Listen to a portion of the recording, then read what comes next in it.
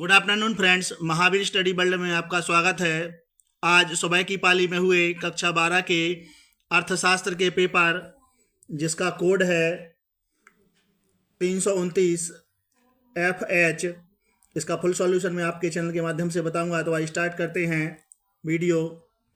बहुविकल्पीय प्रश्नों के अंतर्गत पहला क्वेश्चन है, यदि कुल उपयोगिता अधिकतम हो तो सीमांत उपयोगिता होगी। तो इसका आंसर हो जाएगा 0, यानी विकल्प नंबर 3 सही हो जाएगा। अगला है दूसरा, मांग की कीमत लोच का क्या अभिप्राय है। तो आंसर है कीमत में परिवर्तन के कारण मांग में परिवर्तन। अगला है उपभोक्ता की संस्थिति हेतु सही शर्त है। तो विकल्प नंबर 2 MRSXY बराबर PX/PY, इस प्रकार से हो जाएगा। अगला है उत्पादन फलन के मध्य संबंध को व्यक्त करता है। तो आंसर होगा आगत और निर्गत। पांचवा क्वेश्चन है, मांग का संकुचन होता है तब संबंधित वस्तु की कीमत बढ़ जाती है।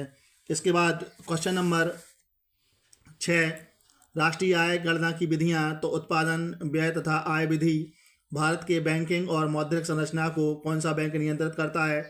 तो आंसर हो जाएगा reserve bank of India. Question number 8 है, भारत सरकार अपनी राजस्व आय से अधिक खर्च करती है तब इस अधिक को कहते हैं। तो आंसर है बजट घाटा। यदि उपभोक्ता की सीमांत प्रवृत्ति का मान 0.75 हो तो निवेश गुणक का मान होगा 4। और अंतिम प्रश्न है विकल्पों का, देश के भुगतान संतुलन के घाटे को ठीक करने के लिए आवश्यकता है वह है।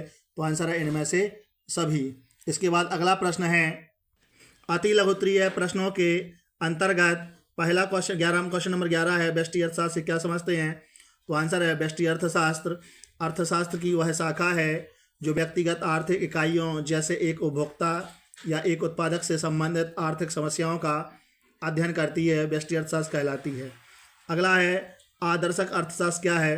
तो आदर्शक अर्थशास्त्र वह अर्थशास्त्र की शाखा है जो क्या होना चाहिए से संबंधित है, जैसे भारत में बेरोजगारी कम होनी चाहिए। ह्रासमान उपयोगिता नियम क्या है। तो इसका आंसर है कि किसी उत्पाद या सेवा के प्रथम अंश से जितनी उपयोगिता प्राप्त होती है उतनी उपयोगिता उतने ही भाग से बाद में नहीं मिलती, अर्थात इकाइयों का अधिक उपभोग करने के बाद जो उपयोगिता है वो धीरे धीरे कम होती जाती है। बाजार मांग वक्र क्या है। तो आंसर है किसी निश्चित समय पर सभी उपभोक्ताओं द्वारा विभिन्न कीमतों पर मांगे जाने वाली मात्राओं के योग को ग्राफ के रूप में चित्रित करने पर जो ग्राफ प्राप्त होता है उसे मांग वक्र कहते हैं, बाजार मांग वक्र कहते हैं। साधन लागत पर राष्ट्रीय आय।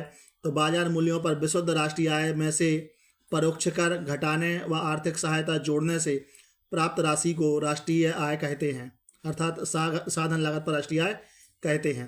राजस्व घाटा से क्या समझते हैं। तो सरकार के राजस्व व्यय तथा राजस्व प्राप्तियों के अंतर को राजस्व घाटा कहते हैं। अनैच्छिक बेरोजगारी क्या है। अनैच्छिक बेरोजगारी वह स्थिति है जिसमें प्रचलित मजदूरी पर या उससे कम दरों पर भी मजदूर काम करने को तैयार हो लेकिन मजदूरी या रोजगार नहीं मिलता। सरकारी बजट क्या है। तो सरकारी बजट एक ऐसा दस्तावेज है जो एक वित्तीय वर्ष के लिए सरकार के प्रस्तावित राजस्व और व्यय को प्रस्तुत करता है।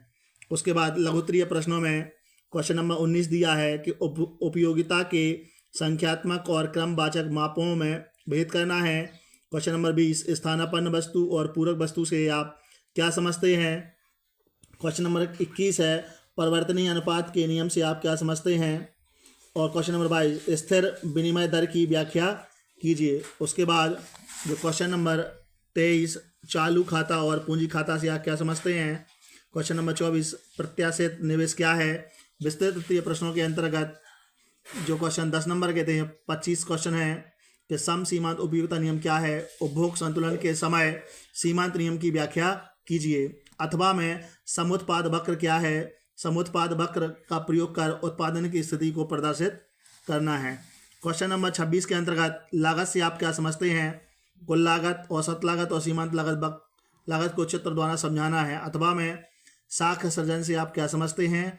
साख नियंत्रण के विभिन्न उपायों का वर्णन करना है।